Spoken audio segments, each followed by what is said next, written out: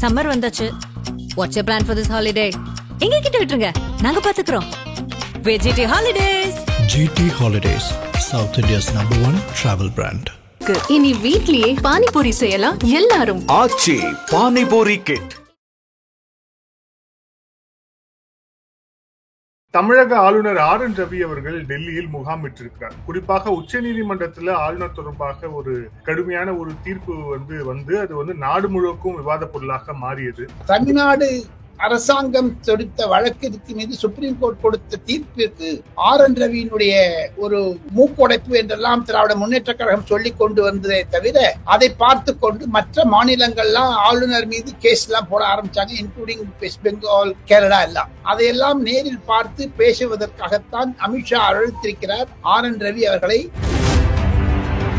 திராவிட முன்னேற்ற கழகத்தை எடப்பாடி பழனிசாமி ஒரு கார்ப்பரேட் கட்சி என்று சொன்னார். அது உண்மையாகி வருகிறது. ஒரு குடும்பத்தினர் சேட்டலைட் டெலிவிஷன் பிடிச்சிட்டாங்க, Sun television, Udhayanidhi, Red Giant, ஸ்பேஸ்ல பாத்தீங்கன்னு வச்சுங்க, தயாநிதி மாறன் ஸ்பைஸ் ஜெட் வாங்கினாரு, வித்தாரு, பண்ணாரு, லாபம் பண்ணார். சாராயம் திமுக அமைச்சர்கள், ஸ்கூல் காலேஜஸ் திமுக அமைச்சர்கள், விண்வெளியில கூட விடலைங்க, இயற்கை வளர்த்து கூட விடலைங்க. 2G மணல் கொள்ளை தான் அதுவே இருக்கு, இப்ப விண்வெளியில வேற கொள்ளாடிக்கு போயிட்டாங்க அப்படின்னு தான் சொல்றாரு டிடிவி தினகரனும் அண்ணாமலை.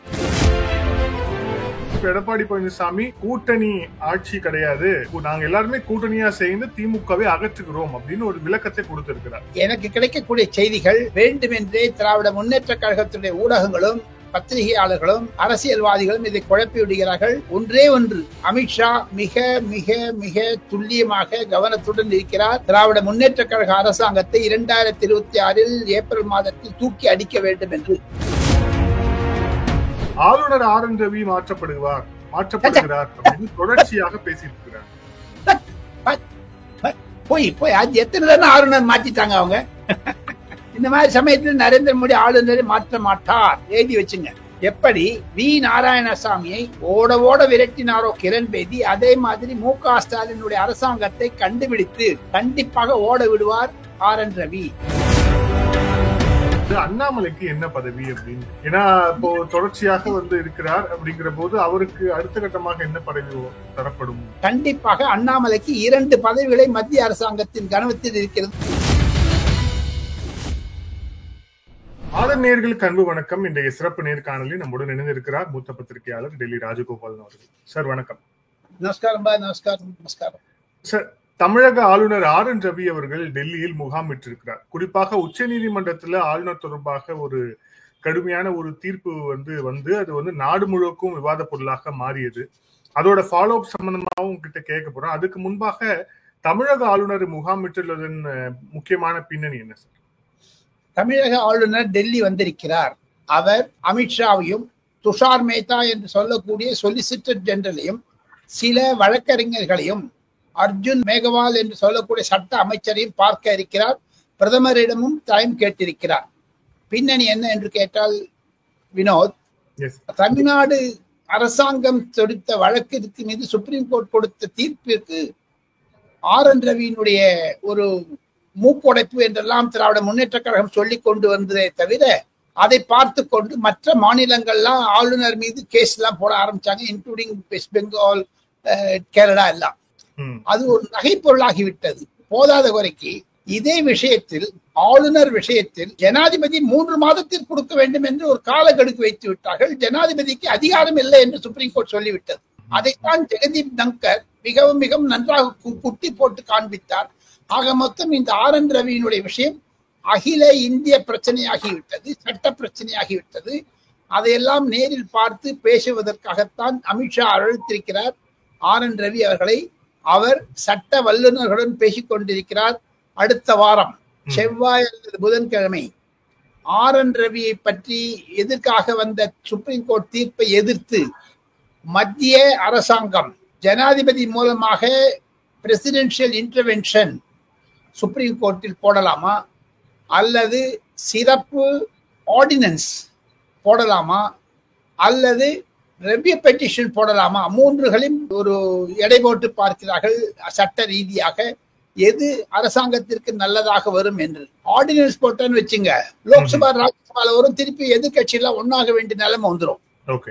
இது திராவிட முன்னேற்ற கழகத்தை வெளிச்சத்தில் காண்பிக்க வேண்டும் என்பதுதான் அமித்ஷாவுடைய நோக்கம், ஆளுநர் ஆர் என் ரவியினுடைய நோக்கம்.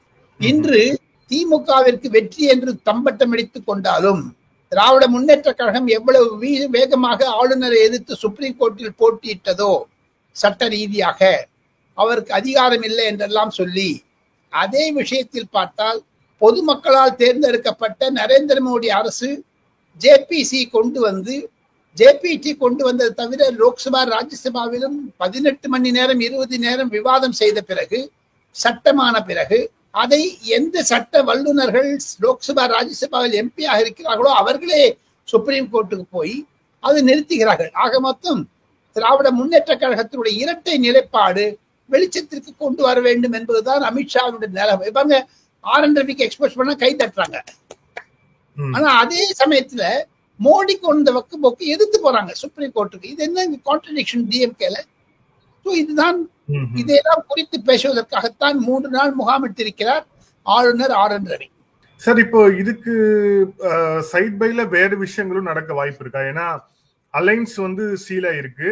அப்புறம் அடுத்தடுத்த அமைச்சர்கள் மீதும் இங்க புகார், அப்புறம் ஊழலுங்கிறது தொடர்ச்சியாக ரொம்ப ரீசெண்டா பார்த்தோம்னா நேரு அவர்கள் தொடர்பாக அமலாக்கத்துறை அப்புறம் அவங்க தம்பியை கூப்பிட்டு விசாரிச்சிருக்கிறாங்க. ஏற்கனவே இது தொடர்பான பல்வேறு தகவல்களை ஆளுநர் மூலமாக மத்திய அரசு ஹோம் மினிஸ்ட்ரி வாங்கியிருப்பதாக தகவலும் சொல்லப்படுது. சோ இப்ப இந்த விவகாரம் தாண்டி மற்ற விவகாரங்களும் விவாதிக்கப்பட வாய்ப்பு இருக்கா?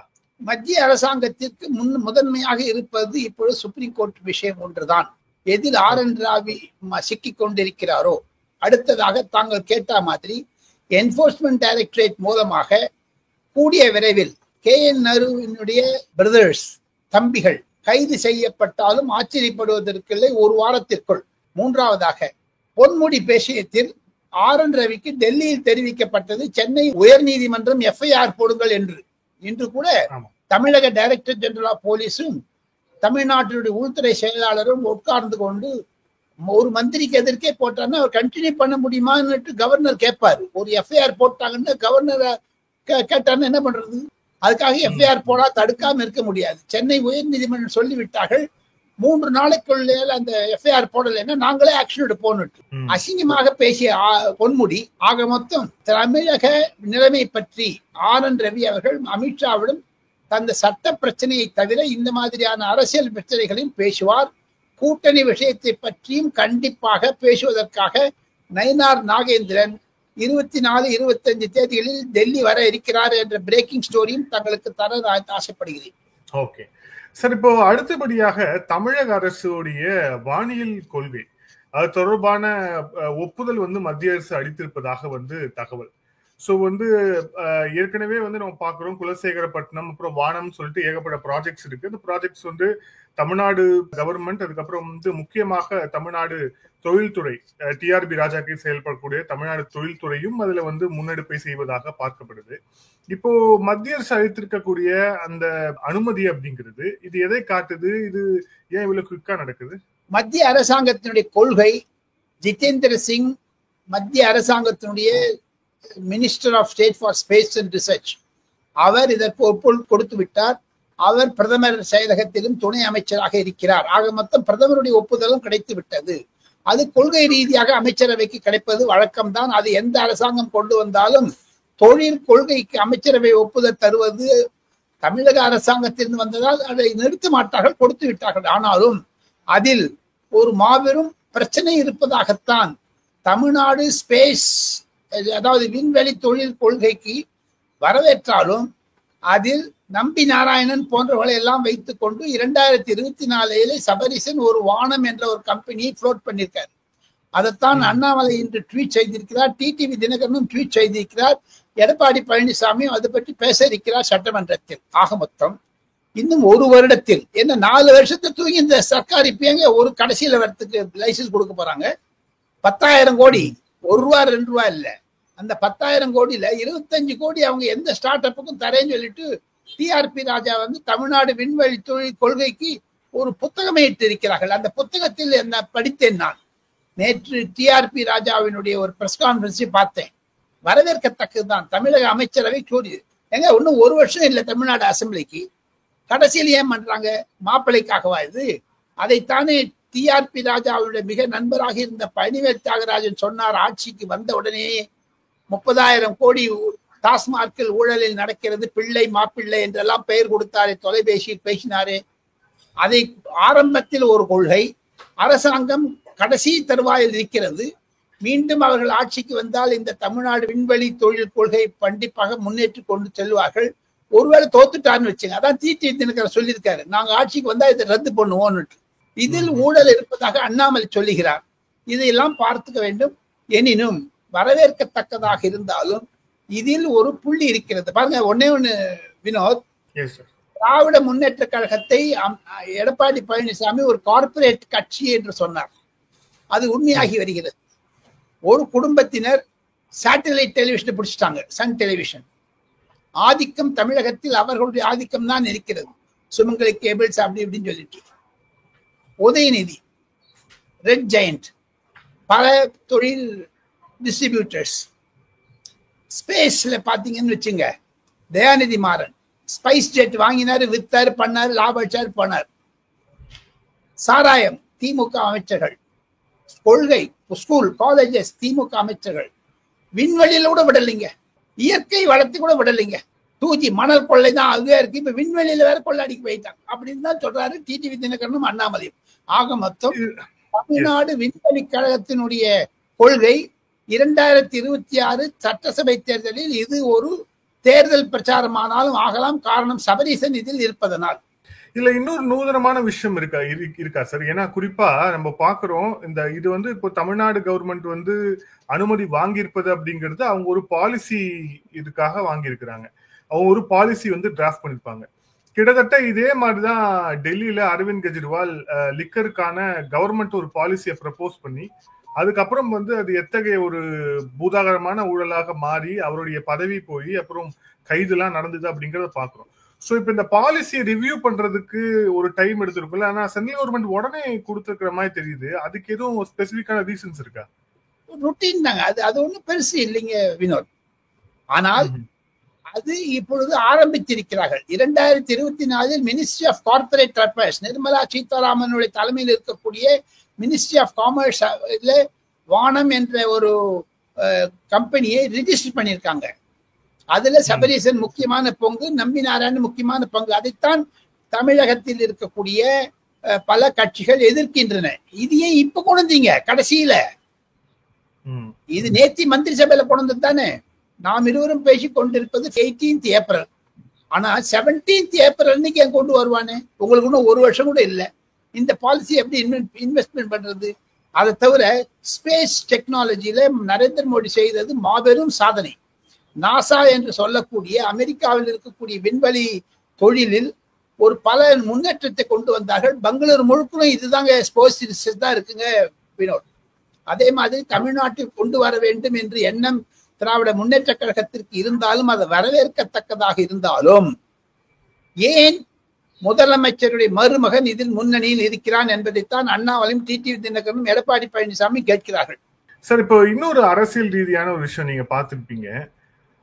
தேசிய ஜனநாயக கூட்டணி அலைன்ஸ் 1 இயருக்கு முன்னாடி சீல் ஆயிருக்கு. சம்பந்தமான அறிவிப்பை அமித்ஷா வெளியிட்டார். பாதுகையிலேயே எடப்பாடி பழனிசாமி அதிமுக பொதுச் செயலர் அமர்ந்து கொண்டிருந்தார்.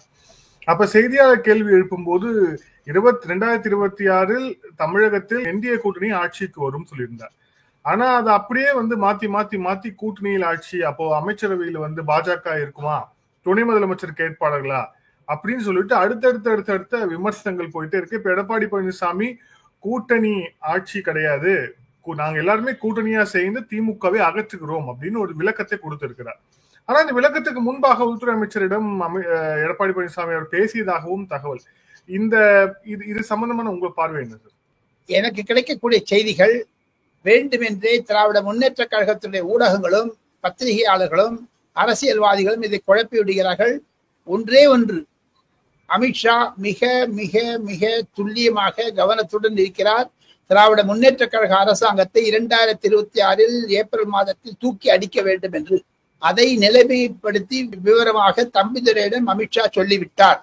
தம்பிதுரை டெல்லிக்கு அதை பற்றி பேசியிருக்கிறார்.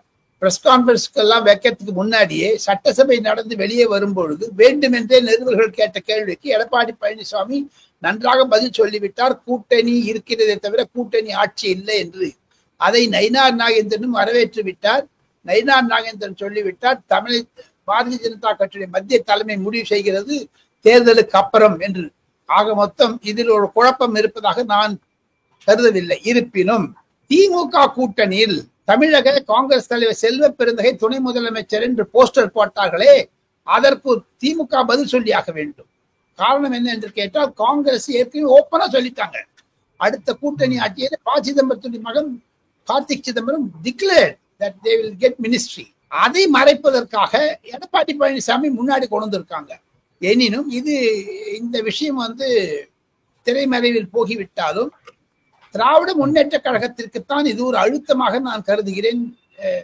காரணம், வரக்கூடிய நாட்களில் திமுகவிற்கு எப்படி தன்னுடைய கூட்டணி கட்சிகள் அழுத்தத்தை தர இருக்கின்றன.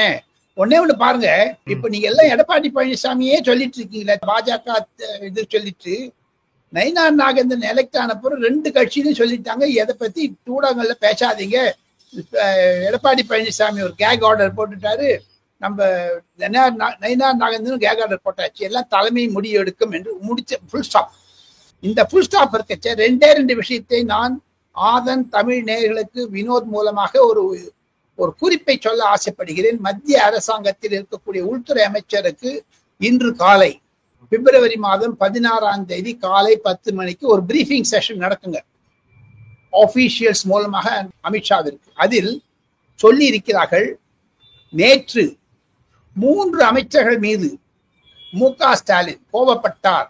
சேகர் பாபு, பொன்முடி மற்றும் டி.ஆர்.பி. ராஜா 3 அமைச்சர்கள் மீது கோபப்பட்டார் அமைச்சரவையில் என்று அமைச்சரே ஒருவர் மத்திய உளவுத்துறை அதிகாரியிடம் சென்னையில் சொல்லி இருக்கிறார். அதைத்தான் அமித்ஷாவிற்கு தெரிவிக்கப்பட்டது. ஆக மொத்தம் மு.க. ஸ்டாலினுக்கு ஒரு குழப்பம் வந்து விட்டது, தன்னுடைய மந்திரிகளை தனக்கு எதிராக செயல்படுகிறார்களோ என்று. அதனுடைய பிரதிபலிப்பு தானோ என்னமோ இன்று ஆங்கில பத்திரிகையான டைம்ஸ் ஆஃப் இந்தியாவில் இது பிரசுரிக்கப்பட்டிருந்தாலும், ஏங்க வினோத், அடிக்கடி மு.க. ஸ்டாலின் சொல்லுவார், எனக்கு தூக்கம் வருது இல்ல, மறுநாள் காலையில் எந்த பத்திரிகை பார்த்தால் எது நடக்கப்போ எது நடக்காதோ என்று. அந்த ஒரு குழப்பம் நீடிக்கிறது திமுகவில். தவிர இன்று திருவள்ளூர் மாவட்டத்தில் முதலமைச்சர் பேசியபொழுது எந்த ஷாவா வந்தாலும் நாங்கெல்லாம் பார்த்து போங்கிறார். அதுவும் தெரிவிக்கப்பட்டது. மு.க. ஸ்டாலினுடைய பிரச்சனைகளை எல்லாம் கேலியாக பேசுகிறார்கள் என்று. திமுகவினுடைய சாதனை, திமுகவினுடைய மனதில் இருக்கக்கூடிய குழப்பங்கள், திமுக பேசக்கூடிய குடும்பத்தில் இருக்கக்கூடிய குழப்பம், கட்சியில் இருப்ப எல்லாம்னா பொன்முதிக்கு எஃப்ஐஆர் போட்டேன்னு சொல்லிட்டாங்களே சார். இப்ப எஃப்ஐஆர் போட்டு கேஸ் பண்ணாங்கன்னா அவர் நீடிப்பாரா வினோத்? இல்ல, ஏற்கனவே வழக்கு இருக்கு, வழக்குல தீர்ப்பாயி அது ஸ்டேல வர இருக்கே சார். அது டிஃபரெண்ட் கேஸ், அது ஒரு டிஃபரெண்ட் கேஸ். இது சென்சிட்டிவ் கேஸ். இதுக்கு ஆளுநர் என்ன சொல்ல போறாரு அதை பற்றியும் அமித்ஷாவிடம் கேட்க கண்டிப்பாக ஆளுநர் எஃப்ஐஆர் போட்டவுடனே ராஜினாமா செய்ய வேண்டும் என்று ஆணையிடுவார் என்று தான் எனக்கு தகவல்கள் கிடைக்கின்றன. பொன்மொழி நீடிப்பது கடினம். அதன் மூலமாக அண்ணாமலை அவர்கள் அறிவாலயத்தில் இருந்து ஒரு செங்கலை எடுப்பேன்னு சொன்னது 3 செங்கல் எடுத்துட்டாரு. இப்ப என்ன பண்ண போறாங்க இப்போ? சோ இப்ப இந்த பேச்சு இது எல்லாமே டெல்லி வெறும் திமுக கிளப்பி விட்டதா தான் பாக்குறே தவிர இதுக்கு பின்னாடி சப்ஸ்டான்சியேட்டா ஏதோ இருக்கிற மாதிரி பாக்கல இல்லையா சார்? கண்டிப்பாக பார்க்கிறார்கள். அது தவிர 13 மினிஸ்டர்ஸ் மேல கேஸ் இருக்குங்க வினோத். ஒரு நாள்ல இது வந்துட்டே இருக்கும். அதே மாதிரி பாருங்க, கே.என். நேருடைய பிரதர்ஸ் எல்லாம் ரவிச்சந்திரனை சீக்கிரம் அரெஸ்ட் செய்தாலும் அவருடைய மகன் மீது இருக்கிற கேஸ் என்ன பண்ண போறாங்க? கதிரானந்த் துரைமுருகன் மகன் மீது இருக்கக்கூடிய என்ன இவன் நல்லா சாப்பிட்டாங்க, போக்கு பிடிக்க சாப்பிட்டாங்க. எனக்கு தெரிவிக்கக்கூடிய மட்டத்தில் மத்திய உளவுத்துறை சேகரித்த தகவல்களை எல்லாம் வைத்துக் கொண்டு மே மாத இறுதியில் தமிழக திராவிட முன்னேற்ற கழக அரசாங்கத்தை எதிர்த்து எடப்பாடி பழனிசாமியுடைய தலைமையில் நயினார் நாகேந்திரன் மற்ற கட்சிகளுடைய தோழமை கட்சிகள் தேசிய ஜனநாயக முன்னணியினர் பட்டியலிட்டு திமுக ஊழலை பற்றி விசாரிக்க வேண்டும் என்று ஆளுநர் ஆர்.என். ரவியுடன் ஊர்வலமாக போய் மெகஜர் தர இருப்பதாக நான் டெல்லியில் கேள்விப்படுகிறேன் வினோத். அதற்கு நயினார் நாகேந்திரன் 24ஆம் தேதி 25ஆம் தேதி வரும்பொழுது தமிழகத்தில் வரக்கூடிய கேஸ், எப்போ தமிழ்நாடு பிரஸ் கான்ஃபரன்ஸ்ல அமித்ஷா சொன்னார் பாருங்க, ஒரு 7-8 ஊழல்களை பற்றி தமிழில் மொழிபெயர்க்கும் போது இதை பத்தி சொல்லு அப்படின்னு சொல்லி வற்புறுத்தினார் பாருங்க. ஹிந்தில இருந்து சொல்லும் போது தமிழ்ல சொல்லு. அதை அவர் ஸ்ரீகாந்த் என்பவர் சரியாக மொழிபெயர்க்கவில்லை என்ற கோபம் அமித்ஷாவிற்கு இன்னும் இருக்கிறது. இருப்பினும் அதையெல்லாம் ஒரு லிஸ்ட் அவுட் பண்ணி கேஸா ப்ரிப்பேர் பண்ணி ஒரு சார்ஜ் ஷீட் மாதிரி பண்ணி தரப்போறாங்க எடப்பாடி பழனிசாமியும் நயினார் நாகேந்திரனும் சேர்ந்து கொண்டு. இது ஒரு புதியதான முயற்சியாகத்தான் நான் கருதுகிறேன் வினோத். ஓகே சார், இப்ப இன்னொரு முக்கியமான விஷயம் நடந்தது. அது வந்து பொலிட்டிக்கலா பார்த்தோம் அப்படின்னா, எடப்பாடி பழனிசாமி அவர்கள் அதிமுக பொதுச் செயலாளராக இருக்கிறார். சோ டிடிவி தினகரன் தனியா கட்சி ஆரம்பிச்சிருக்கிறார். சோ டிடிவி தினகரன் அவர் வந்து அதிமுகவுடைய தேர்தல் சின்னங்களை பயன்படுத்துகிறார் அப்படின்னு கடந்த காலங்கள்ல ஒரு வழக்கு வந்து பதிவு செய்யப்பட்டிருந்தது எடப்பாடி தரப்புல. இப்ப அந்த வழக்கு வாபஸ் பெறப்பட்டிருக்கிறது. அதிமுக பொதுச் செயலாளர் அவரே வந்து வாலண்டியரா நான் வந்து தினகரன் மீது தொடுத்த அந்த வழக்கை அதிமுக பொதுச் செயலாளர் என்ற முறையில் நான் திரும்ப பெற்றுக் கொள்கிறேன் அப்படின்னு வந்து நீதிமன்றத்துல சொல்லியிருக்கிறார். இது ஏதாவது ஒரு சைனா சார்? இது ஏதாவது ஒரு சிக்னலா? கண்டிப்பாக சிக்னல். இது வந்து மத்திய எலெக்ஷன் கமிஷனில் இருக்கக்கூடிய கேஸுக்கு ரிலவெண்டா இருக்குங்க, ஒத்து போகக்கூடியதாக. 28ஆம் தேதி ஏப்ரல் மாதம் காலை 11 மணிக்கு அதிமுக வழக்கறிஞர்களும் எடப்பாடி பழனிசாமிக்கு எதிர்த்து இருக்கக்கூடிய கேசி பழனிசாமி, புகழேந்தி போன்றவர்கள், ஓ பன்னீர்செல்வம் போன்றவர்கள் வழக்குகளும் தேர்தல் கமிஷனுக்கு முன்னதாக வர இருக்கிறது. வக்கீல்கள் வாதாட இருக்கிறார்கள். இரட்டை இலையை பற்றி அல்ல, கட்சியுடைய பைலாவை மாற்றினது பற்றி. பைலால ஒன்று இவர் வந்து ஒருங்கிணைப்பாளர், துணை ஒருங்கிணைப்பாளர், இதில் எப்படி நீக்கலாம் நீக்கக்கூடாது என்பதை பற்றி. ஆனாலும் மிக மிக சிறந்த அணுகுமுறையில் எடப்பாடி பழனிசாமி 2 செய்திருப்பதைத்தான் மத்திய தேர்தல் கமிஷன் இருப்பவர்கள் எனக்கு விளக்கமாக சொல்லுகிறார்கள். ஒன்று, டிடிவி தினகரன் மீது இருந்த கேஸை வாபஸ் பெற்றுக்கொண்டு, அதே சமயத்தில் இரட்டை இலையை பற்றி எல்லாம் பேசாமல் இருந்தாலும் தங்களுக்கு இருக்கக்கூடிய அழுத்தத்தை பார்த்தால் எடப்பாடி பழனிசாமி 5ஆம் தேதி மே மாதம் ஜெனரல் கவுன்சிலை கூட்டியிருக்கிறார் அதிமுகவை பற்றி. அதையும் அந்த 28ஆம் தேதி சொல்ல இருக்கிறார்கள். ஆக மொத்தம் தமிழக எதிர்கட்சியாக இருக்கக்கூடிய அதிமுகவில் கண்டிப்பாக ஜனநாயகம் இருப்பதை அவர் வலியுறுத்துகிறார். கம்பல்ஷனா ஒரு கோடிட்டு காண்பிக்கிறார் என்பதைத்தான் அதிமுக வழக்கறிஞர்கள் என்னிடம் கூறினார்கள். வினோத் சார், இன்னொரு முக்கியமான விஷயம், நம்ம இன்டர்வியூ ஆரம்பிக்கும் போது கவர்னரை பத்தி பேசியிருந்தோம். அதை ஒட்டி தொடர்ச்சியாக வந்து இங்க வரக்கூடிய குறிப்பாக திமுக ஆதரவு ஊடகங்கள்ல இருந்து எல்லாரும் பேசக்கூடியது ஆளுநர் ஆர்.என். ரவி மாற்றப்படுகிறார் அப்படின்னு தொடர்ச்சியாக பேசிட்டு இருக்கிறாங்க. போய் அது எத்தனை தானே ஆளுநர் மாற்றிட்டாங்க அவங்க. அதெல்லாம் ஒண்ணு. இந்த மாதிரி சமயத்தில் நரேந்திர மோடி ஆளுநரை மாற்ற மாட்டார், எழுதி வச்சுங்க. எப்படி வி நாராயணசாமியை ஓட ஓட விரட்டினாரோ கிரண் பேதி, அதே மாதிரி மு.க. ஸ்டாலினுடைய அரசாங்கத்தை கண்டுபிடித்து கண்டிப்பாக ஓட விடுவார் ஆர்.என். ரவி. ஆர்.என். ரவிக்கும் அமித்ஷாவிற்கும் இருக்கக்கூடிய பாலம் என்பது பிரிட்ஜ் அஜித் தோவல் NSA. அதை புரிஞ்சுக்கிறோங்க. யாரோ புரிஞ்சுக்காத பேசுறாங்களே, உடான் சொல்றாங்களே. தமிழ்நாட்டில் இருக்கக்கூடிய ஊடகத்தில் வரக்கூடிய நெறியாளர்களும் சரி, ஊடகத்தில் வரக்கூடிய பங்கேற்பாளர் கெஸ்ட் வராங்களா, அவங்களுக்கு எல்லாம் ஒண்ணு கூகுளை பார்த்துட்டு இப்படி அடிக்க வேண்டியது. டெல்லியில் இருக்கக்கூடிய அசல் நிலைமை புரிந்து கொள்ளாமல் புழுகுகிறார்கள் டென்னில் உட்கார்ந்து கொண்டு. ஆர்.என். ரவிக்கும் அமித்ஷாவிற்கும் இடையே தூது போவது NSA அஜித் தோவல் அவர்கள் சொல்லிருக்கிற மட்டும் ஆர்.என். ரவி தொடர்வார். இதெல்லாம் புரிஞ்சுக்கணுங்க. சில விஷயத்த ஆர்.என். ரவிக்கு வந்து இம்பார்ட்டன்ஸ் தேவை கேட்டால் பீகாரில் எலெக்ஷன் நடக்க போகுது. அது பீகார் எலெக்ஷனை பத்தி பேசுறதுக்கு கூப்பிட்டுருக்காங்க. இதெல்லாம் நிறைய விஷயம் இருக்குங்க. அதெல்லாம் சொல்ல எதுக்கு யாருக்கு சொல்ல முடியும்? தமிழக ஊடகங்கள் திமுகவுக்கு ஜார்ரா அடிக்கிறாங்களே தவிர அந்த உங்களுடைய ஆதன் தொலைக்காட்சிகள் பார்த்து அந்த வார்த்தைகளை எல்லாம் யூஸ் பண்ண விரும்பவில்லை. இருப்பினும் டெல்லியில் நடப்பது இதுதான். ஆர்.என். ரவி மாற்றப்பட மாட்டார் என்பது எழுதி வைத்துக் கொள்ளலாம். சார், நேர்காணல் இறுதியான கேள்வி வழக்கம் போல உங்ககிட்ட தொடர்ச்சியாக கேட்கப்பட்ட ஒரு கேள்வியாக இருக்கிறது. அண்ணாமலைக்கு என்ன பதவி அப்படின்ட்டு. ஏன்னா இப்போ தொடர்ச்சியாக வந்து இருக்கிறார் அப்படிங்கிற போது அவருக்கு அடுத்த கட்டமாக என்ன பதவி தரப்படும்? ஒண்ணு, அரசாங்க ரீதியாக பார்த்தால் அமைச்சராக்கப்படுவார். அவர் ராஜ்யசபாவிற்கு தேர்ந்தெடுக்கப்பட வேண்டும். ஜூலை மாதத்தில் வரக்கூடிய ராஜ்யசபாவிற்கு எந்த மாநிலத்தில் தேர்ந்தெடுக்கலாம் என்று பார்க்கிறார்கள். ஒன்று, தமிழகத்தில் இருந்து கூட 2 ராஜ்யசபா சீட்டு வந்து ஒன்னு எடப்பாடி பழனிசாமிக்கு, ஒன்னு எங்களுக்கு தரீங்களா என்ற ஒரு விவாதம் நடந்தது. ஆனால் எடப்பாடி பழனிசாமி அதை மறுத்தார். அதே சமயத்தில் மத்திய பிரதேசத்திலிருந்து எல் முருகனை கொண்டு வந்த பாரதிய ஜனதா கட்சி முன்னேற்ற கழகத்திற்கு எதிராக இருந்ததாலும் எல் முருகனுக்கு அந்த பதவி வழங்கப்பட்டது. ஒருவேளை நம்ம அண்ணாமலை அவர்கள் 2-3 மாநிலங்களில் தேர்தல் நடக்க இருக்கிறது. ஜூலை மாதத்தில், ஆகஸ்ட் மாதத்தில், ஏப்ரல் மாதத்தில். அதை பொறுத்து அவர் ராஜ்யசபாவில் கொண்டு வரலாமா, கொண்டு வந்தா எந்த மந்திரி சபையில கொடுக்கிறது? இப்போ கூடிய விரைவில் மந்திரி சபை விரிவாக்கம் என்று டைம்ஸ் நவ் போன்ற ஆங்கில தொலைக்காட்சிகளில் ஒரு ஹேஷியங்கள் கிளம்பியதில் அதில் நானும் பங்கேற்றேன்.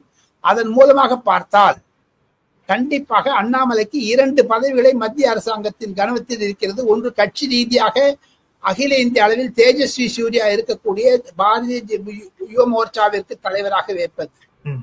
ஏற்கனவே அனுராக் தாக்கூர் இருந்தாருங்க. அதுக்கப்புறம் நம்ம பிரமோத் மகாஜனுடைய மகள் இருந்தாங்க, அதுக்கு பூனம் மகாஜன். அதுக்கப்புறம் தேஜஸ்வி சொன்னாங்க. தேஜஸ்வி சூர்யா மத்திய அமைச்சர் பண்ண திருப்பி சவுத் இந்தியன் கொடுப்பாங்களா தெரியாது. அதில் அண்ணாமலை ஆக மொத்தம் 2 கட்சி பதவிகள் காலியாகின்றன. ஒன்று பொதுச் செயலாளர், ஒன்று அகில இந்திய பாரதிய யுவ மோர்ச்சாவிற்கு தலைவராக போடலாமா, 3வது மத்திய அமைச்சராகலாம். இந்த 3 பொறுப்புகளை தவிர 4வது வருவது கடினம். இந்த 3 பகுதிகளிலும் டாப்ல இருக்கிறது அண்ணாமலையார். நன்றி சார், பல்வேறு கேள்வி பழிச்சுங்க. Thank you sir, thank you so much. Okay.